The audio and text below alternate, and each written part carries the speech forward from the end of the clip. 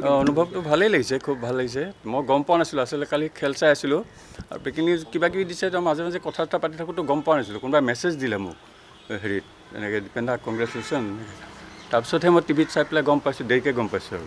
মই ঘৰত নাছিলোঁ কালি, ক্লাবলৈ আছিলোঁ। আমাৰ ক্লাব এটা আছে দীপক সংঘ বুলি, তাত আছিলোঁ। ভাল লাগিছে আৰু সেইটো আৰু বুজাই ক'ব নোৱাৰি।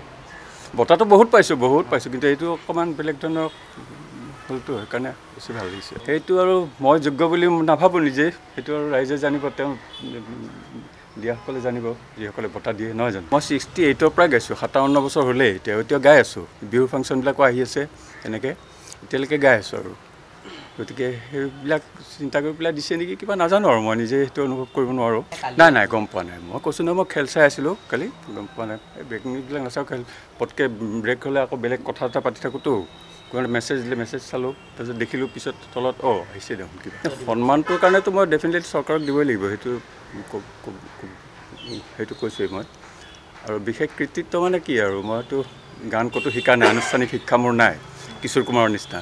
এই সৰুৰ পৰাই কিমান বয়স নাজানো আৰু, প্ৰথম শ্ৰেণী দ্বিতীয় শ্ৰেণী তেনেকুৱাত আছিলোঁ। ৰেডিঅ' পকাই গান শুনি থাকোঁ, কিয় ভাল পাইছিলোঁ নাজানো। ৰফি চাহাবৰ, কিশোৰ কুমাৰৰ আৰু যি ভাল গানবিলাক মানে KL চেহগল চাহাবৰ, সেইবিলাক কিয় ভাল পাইছিলোঁ মই নাজানো, কিন্তু বাথৰুমত চিঞৰি গাই থাকোঁ। সেই তেনেকৈ এটা বোধ কৰোঁ মোৰ ৰিয়াজ হৈ আছিলে, কিবা প্ৰেক্টিছ হৈ আছিলে। দাদাহঁতে শুনি থাকে, দাদাহঁত সংগীতৰ মানুহ, চিনেমা কৰা মানুহ।